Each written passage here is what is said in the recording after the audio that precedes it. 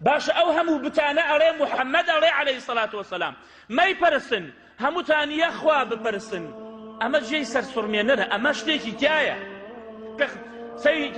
یەهود چی لێمان کردە کوفر چی لێمان کردە هەتا تەوحیدمان تیانە بێت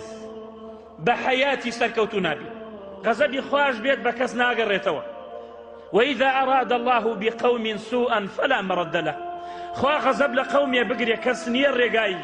غەزەبی خوا بگرێت غەزەبی خوا کەس ناتوانێ بیگەڕێنێتەوە ئای ئەو کەسە چەند خەسارەتمەندە کە ڕەحمەتی خوا نایگرێتەوە ئەو جەنەتەی کە پانیەکەی بەقەی ئەرز و ئاسمانە ئەوە دۆڕاو نییە کەسێ نەچێتە ئەو جەنەتەوە کە هەر پانیەکەی بەقەی ئەرز و ئاسمانە بۆیە خوای پەروەردگارە فەرمێت ولقد أرسلنا أي محمد عليه الصلاة والسلام ولقد أرسلنا من قبلك رسلا لبيشي تو پیغمبر منزو ناردوه إلى قومهم فجاءوهم بالبينات برون أشكرا نصيحة قومك يا نكر فانتقمنا من الذين أجرموا وكان حقا علينا نصر المؤمنين انتقاما لو أنا كردو كجرميان كردو مجرم بون بلام أواني إيمانيان هاورد سريان من خستو رزقاريان من كرد بلي براكان إن الله وملائكته يصلون على النبي يا أيها الذين آمنوا صلوا عليه وسلموا تسليما اللهم صل على محمد وعلى آل محمد كما صليت على إبراهيم وعلى آل إبراهيم إنك حميد مجيد وبارك على محمد وعلى آل محمد كما باركت على إبراهيم وعلى آل إبراهيم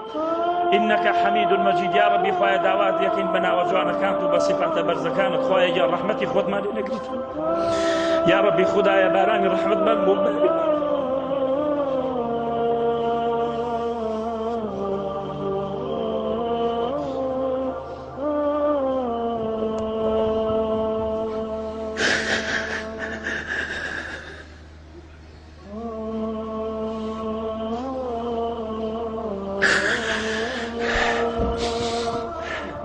خواهی بالرحم رحمان لێ بکە یا رب العالمین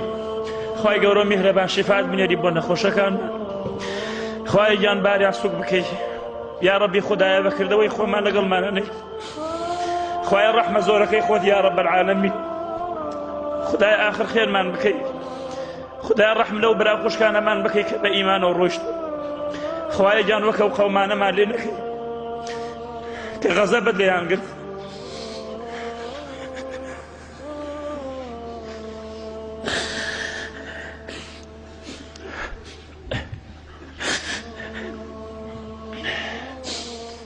قوموا إلى صلاتكم.